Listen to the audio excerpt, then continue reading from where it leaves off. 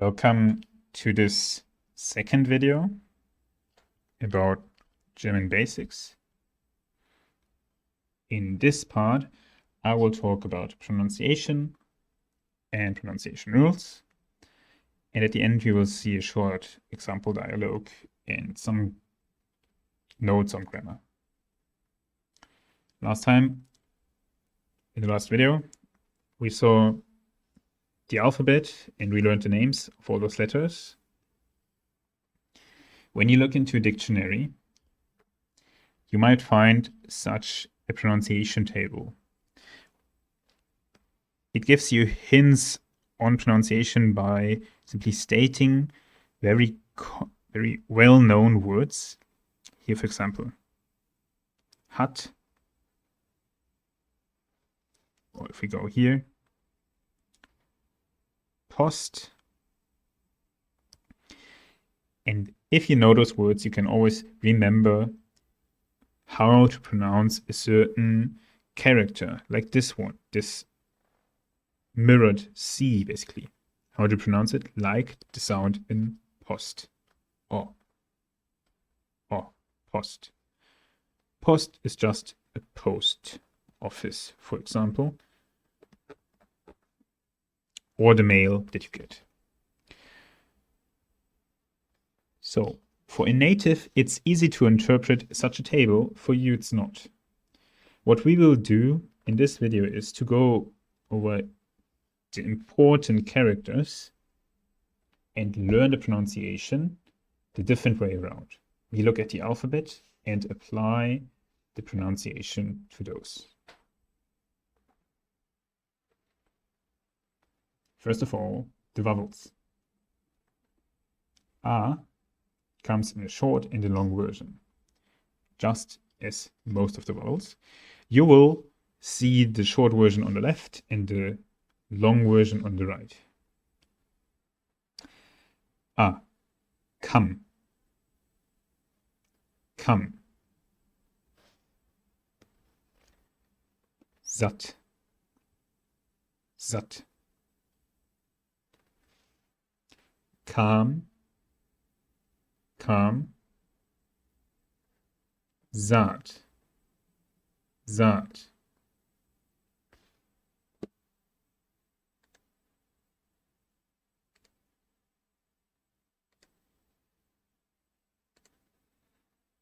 O. Optimal, optimal. Opa, Opa.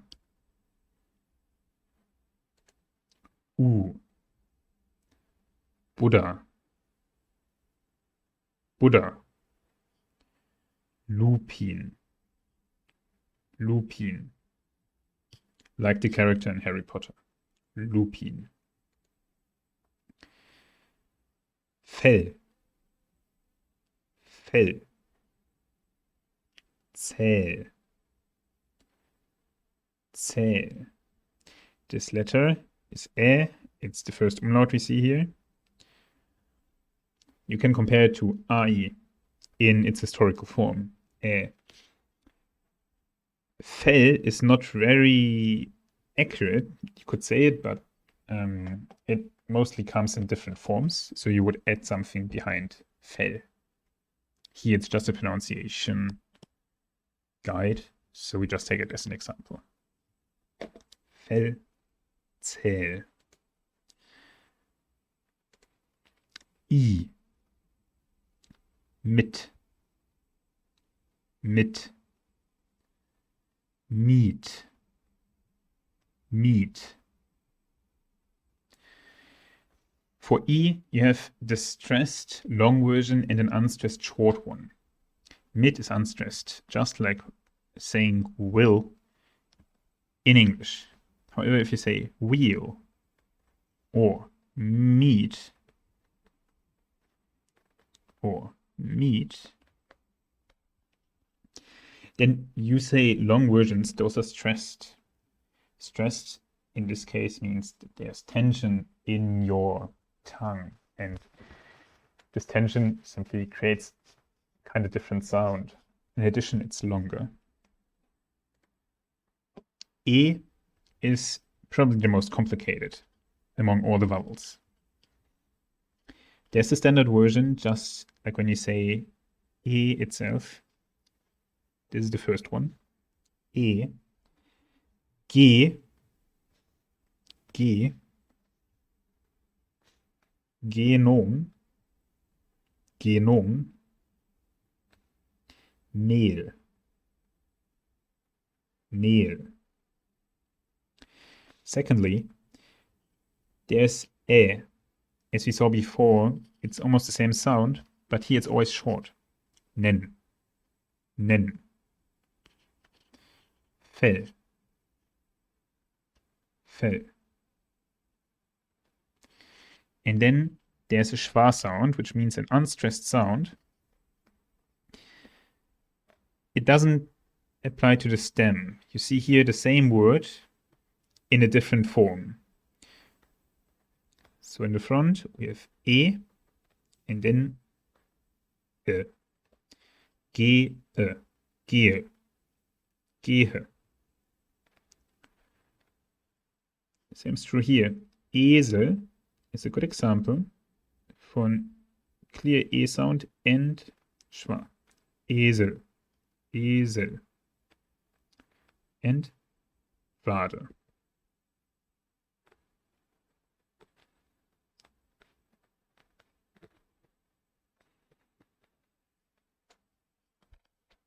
Wade. Now I will say those 8 words again in columns. Geh, nen, gehe. Genom, Fell, Esel. Mehl, Wade. Ü. Ü is pronounced by shaping your lips like U, but also pushing the tongue forward, protesting it forward. So as if you want to say I. Ui, ui, ü. As you train this and as you hear the sound more often, you can follow it up closer. But this explanation might help you in comparison to the other umlaut Ö. So the short version sounds like this. Fülle. Fülle. Sünde. Sünde. Fühlen. Fühle. Fühle. Süden. Süden. Y is a special case. Even though it's counted as a consonant, it mostly produces a vocal sound, a vowel sound, which is the same as Ü. Idyll. Idyll. Physik. Physik. And then we already come to Ö. Hölle. Hölle. And Höhle. Höhle. Here it's all about shaping your mouth like saying an O at the beginning and then trying to say an E. Ui, Ü, Ü. Höhle. In comparison, Fülle, Hölle, Fülle, Hölle, Fühle, Höhle, Fühle, Höhle.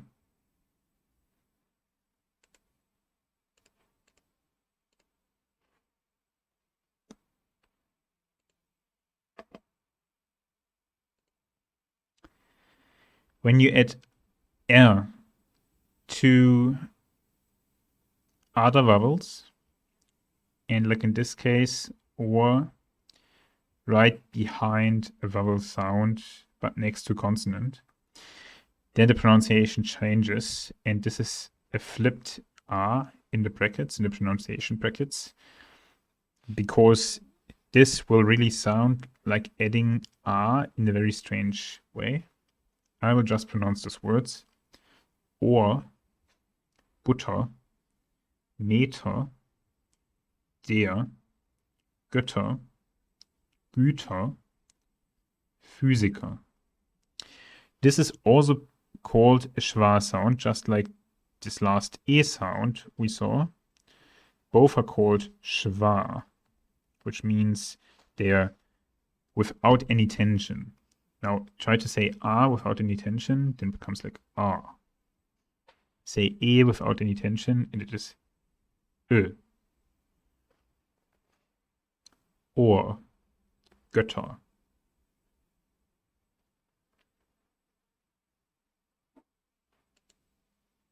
AU becomes Au, Haus, Baum, Saufen.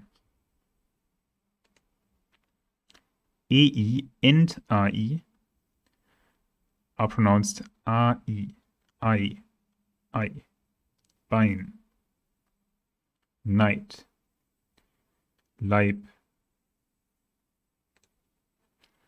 And as well EU and EU, Oi, Häuser, Bäume, säuft, heute, Eule, neu.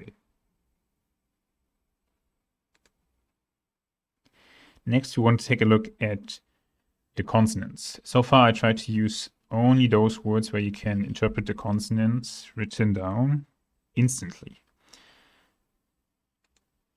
This, for example, is the case for Falte, Falte, haben, J, Jedi, Jedi. There's another famous word, Ja, which is just yes. And if you write, let's say, some name, some Korean name, and Romanize it, and show this romanization to a German native who doesn't know Korean at all, they might say Min Yun. Min Yun.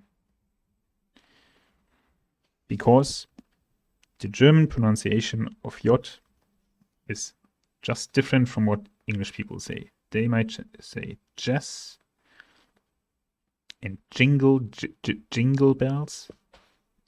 This is just the case here. Jun, in Jun.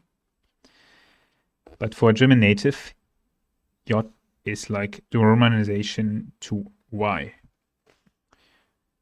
Jedi, ja. K, Kaktus. L, legen. M, Meile. N, nein. Ja and nein are opposite of each other. Yes and no. P, Person. T, Tonne. Q, Quadrat. Q always comes with a U next to it. QU. However, the pronunciation will be Kv. V. This next symbol here is the symbol for V. Wert.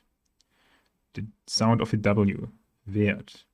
So you will say Quadrat, Quadrat, instead of Quadrat. Qua is wrong, but Quadrat. Qua. Z, Z, Zeit. SZ, S, an unvoiced S, weiß. This is a sharp S. Sharp because it's unvoiced and can end abruptly and still sounds naturally. So people sometimes really call it scharfes, sharp S. Next, we see single consonants that can shift the sound depending on the position. B. Biene, Weib. Biene, Weib.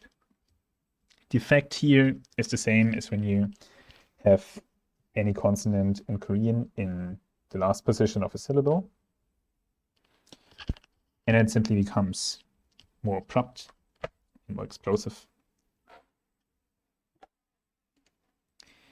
C could be a K sound, like in cafe, or Z sound. Z, z. And this word here is actually using both. The first C is applying Z sound, and the second one, a K sound. Circa. Circa. Next we have D, düster, but not. Not. G, genau, and Berg, again, it changes depending on the first or last position, or anything in the middle. And then there's this special pronunciation, J, garage, J, which is mostly seen in foreign words that came to the German language. R is a special case because all those three ways of saying R can be understood and you don't change the meaning. I can say rot, rot, and rot, and it's always the same. So the meaning of those symbols is that this one is a rolling sound with the tongue. Rot, rot. If you use this, then you're rolling in the back with your throat. Rot. Rollen, rollen. If you speak fast, you don't take the time to roll, and you say the last one, reiben, reiben. So it's just friction. For example, in my case, my name is Roter, and if you say it fast and you say Herr Roter, here I rolled a little bit when I just said it. If you say this fast, you just say Herr Roter, Herr Roter, Herr Roter. And then all that happens is just a little bit of friction. I'm not rolling it in the front, I'm not rolling it at the back. And this is the most common way to say it.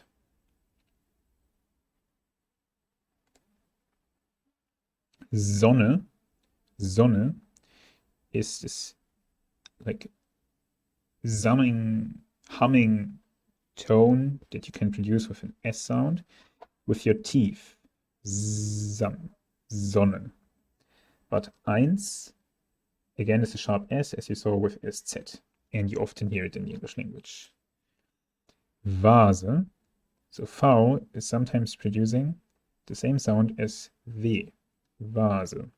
But in most cases, it will be F, Vater, brav. And we're already at the combined consonants who shift the sounds completely depending on the situation. CH can be ich, or it is Bach or Buch. Those two, Bach and Buch, sound almost the same in the consonant quality. One is pronounced a little bit more forward and the other one a little bit more backwards because of the letters R and U. There's no other reason. They almost sound the same. CHS is KS. For example, 6. CK remains K. Wackeln. Wackeln. DT ist T. Lädt. lädt. NG, like singing. Lang, lang. PF, Pfeil, Pfeil. PH, Phase, Phase. SCH is one new sound, Schule, Schule. And SP, at the beginning of a syllable, in a stem, combines this sound we just saw with a P. Spielen, spielen, spielen. ST is doing the same with T in the same cases. Stadt, Stadt. TZ simply remains the same sound. Z, Katze. It becomes a little bit harder, but at the end it's the same sound quality. And that's it for all pronunciations of letter combinations. Well, not really,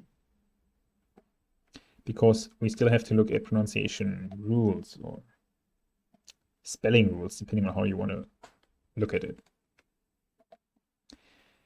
Here is one example for a long E, and EE will always be a long E.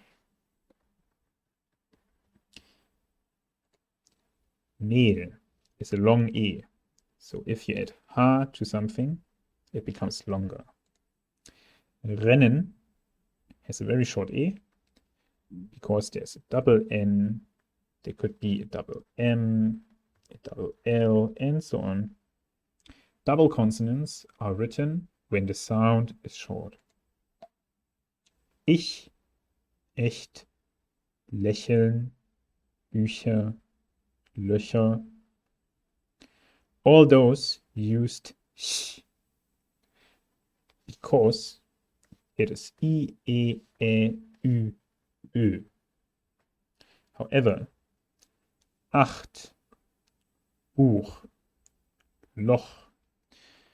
In those cases, you use A, U, and O, and you have to say acht, Buch, Loch.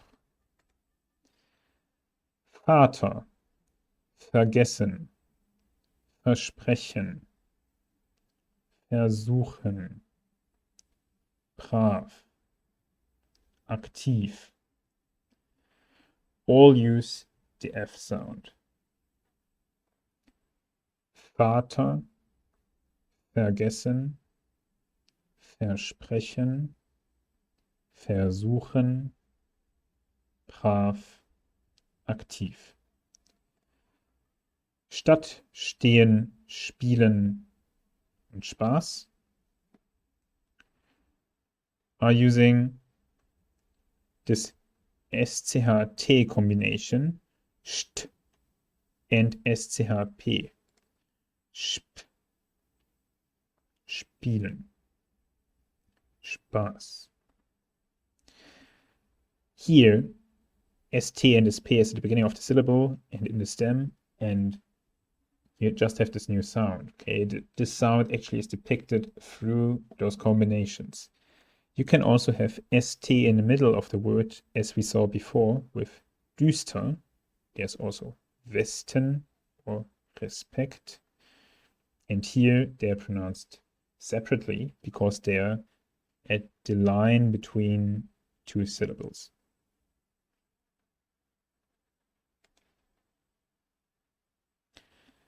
Okay. Now that we went over some rules, let's train a little bit. I will just pronounce some words and you can try writing them down. Afterwards, we have a checkup. China, China, China.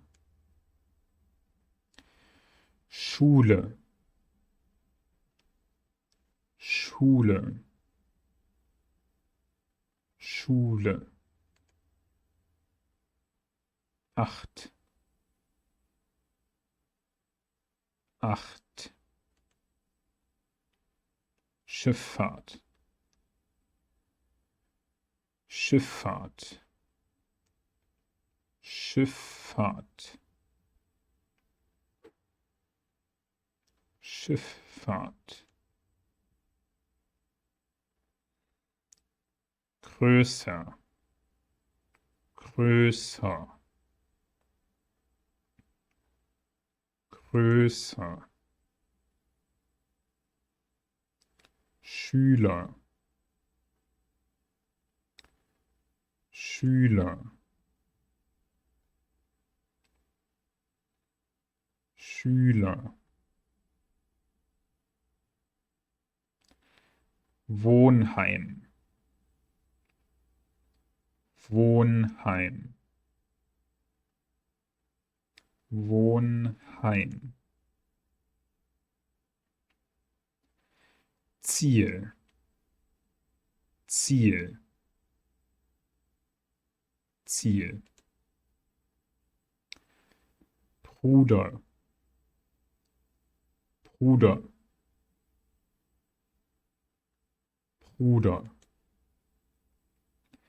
Brüder, Brüder, Brüder. Schrecklich, schrecklich, schrecklich. Grässlich, grässlich, grässlich. Güter, Güter, Güter. Güte, Güte, Güte. Götter, Götter, Götter. Goethe, Goethe, Goethe. And here are the meanings of those words.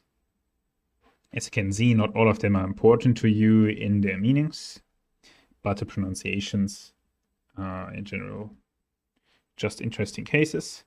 And don't worry if you feel that something was too difficult, because in a lot of cases, basic knowledge helps you interpreting what you hear. Did you have to add one R and the umlaut dots, for example? If you know the word fahren and you know the word Schiff, then combining this suddenly becomes very easy. Like this, a lot is a combination of knowledge and listening. For now, it's just listening training for pronunciation purposes. Now I want to look at some basic grammar. In the German language, you have grammatical genders and articles. Most nouns come with an article, and this article then indicates the grammatical gender of the noun. One question often faced during class or just during any learning process is, do I really have to learn this? We already know him, and here's something to say about it. Do you really need to learn the German genders? In German, for every noun you need to know whether it's der, die or das. So what would happen if you got it wrong? Well, it would be a grammar mistake. People would understand what you were trying to say, but it would sound wrong, like if you does getting your English verbs incorrectly. So my advice is, yes, unfortunately, you do need to learn the genders, but if you make a mistake, it's not the end of the world.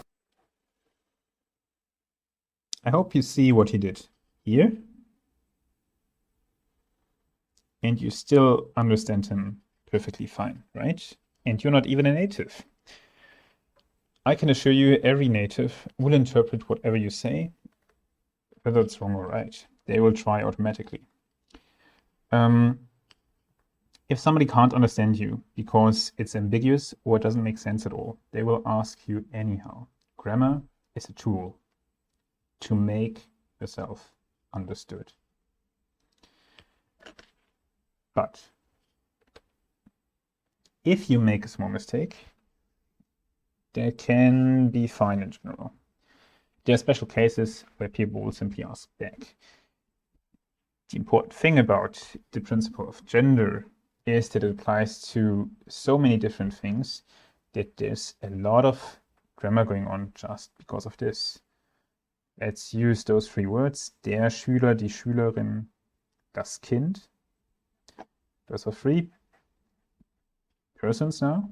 Der Schüler is a male student, die Schülerin a female student, and das Kind a child. If you want to refer to a noun, you use a pronoun. Like in the English language, I, you, he, she, it, we, you. In German, they look like this. Ich, du, er, sie, es, wir, ihr, sie.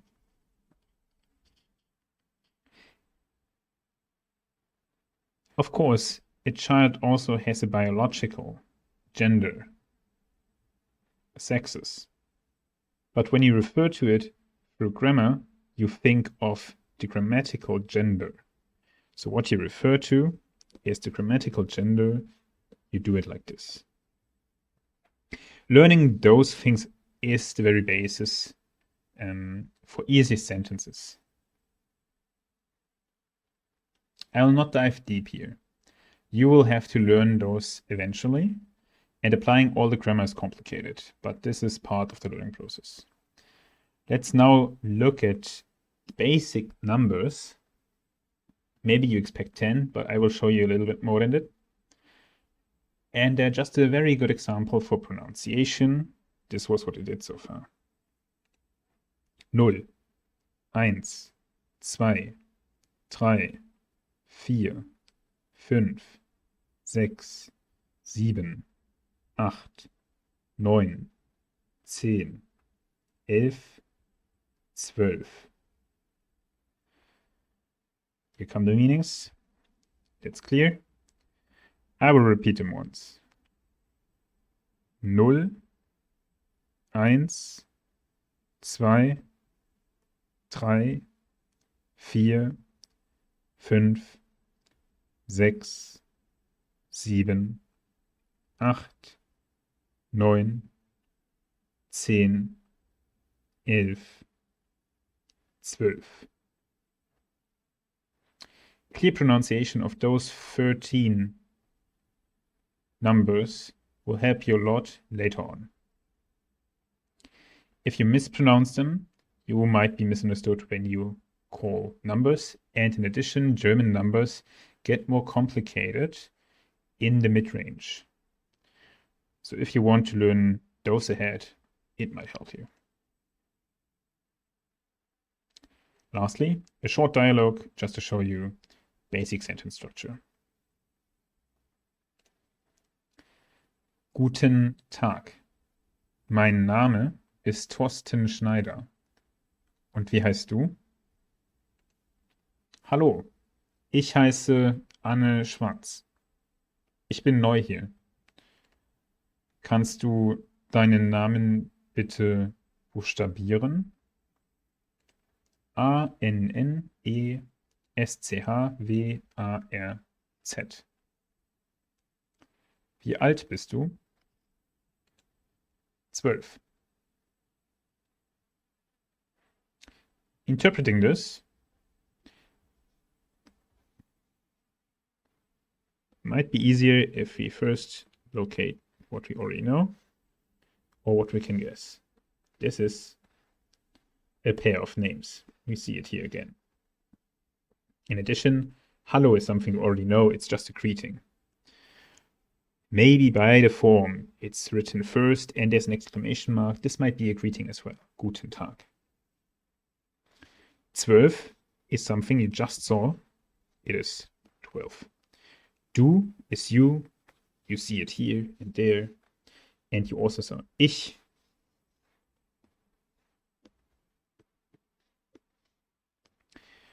So you already know those grammatically. Those are just references to people. The rest is a little bit of guessing or just knowing. I will simply give you the word-to-word translations now. Good is gut, and guten is a different form. Tag, a day. A good day, so it's a greeting like in Australia, good day, guten Tag, have a nice day. Or it's a good day, something like this. My name is, and then comes the name. And how are you called? Literally, and how, called, to be called or to be named, and you. You already see that this is not grammatically complete.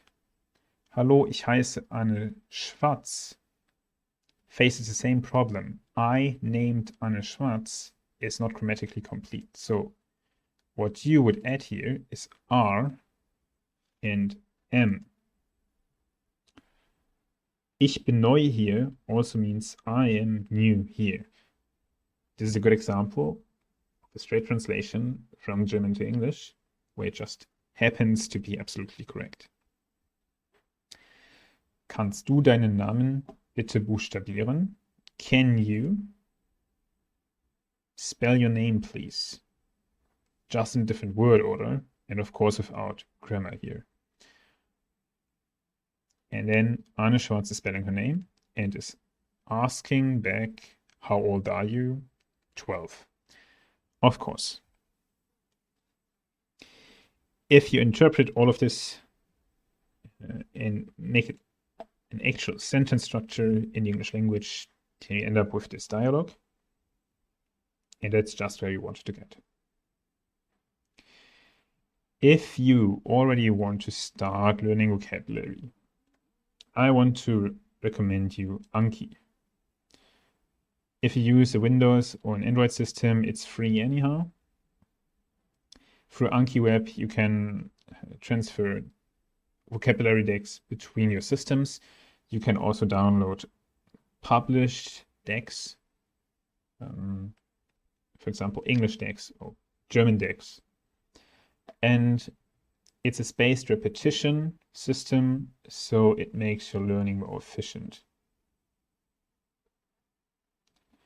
From here on, I can only say that I hope you're all staying healthy and well, and we will see at the beginning of March. Enjoy yourself in the meantime. My name is Mi.R, and I hope to see all of you in March.